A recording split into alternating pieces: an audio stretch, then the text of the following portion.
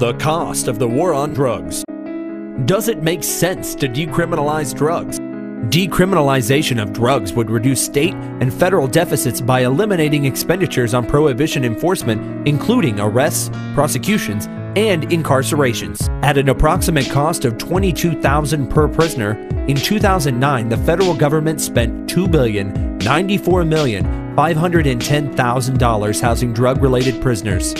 Of the 14,209,365 total arrests in the United States in 2007, 13% were as a result of drug prohibition. That's like putting almost everyone in Hawaii and Alaska in prison. If drugs were decriminalized, the government would save $25.7 billion in state and local expenses and $15.6 billion in federal government expenses annually. How is the federal tax money spent on the war on drugs? In 2008, federal expenses reached $15.6 billion. $3.4 billion was used to fight marijuana.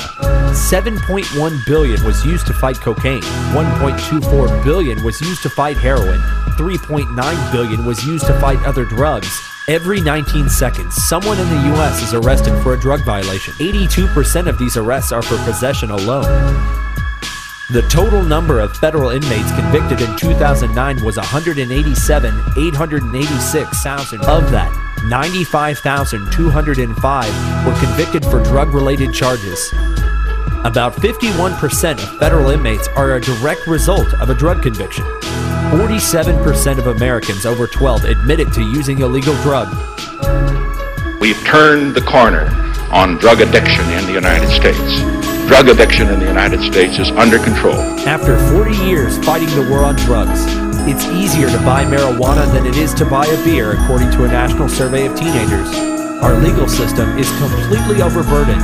Nearly 4 out of 10 murders, 6 out of 10 rapes, and 9 out of 10 burglaries go unsolved, according to the Department of Justice. Over 35,000 people have been killed in just 4 years due to the violence related to Mexico's fight with their massive Mexican drug cartels. Violence, which is now making its way across the border into the U.S. Pat Buchanan of MSNBC once said, "How does one win a drug war when millions of Americans who use recreational drugs are financing the cartels bribing, murdering, and beheading to win the war and keep self-indulgent Americans supplied with drugs? There are 2 sure ways to end this war swiftly: Milton's way and Mao's way. Mao Zedong's communists killed users and suppliers alike as social parasites. Milton Friedman's way is to decriminalize drugs and call off the war.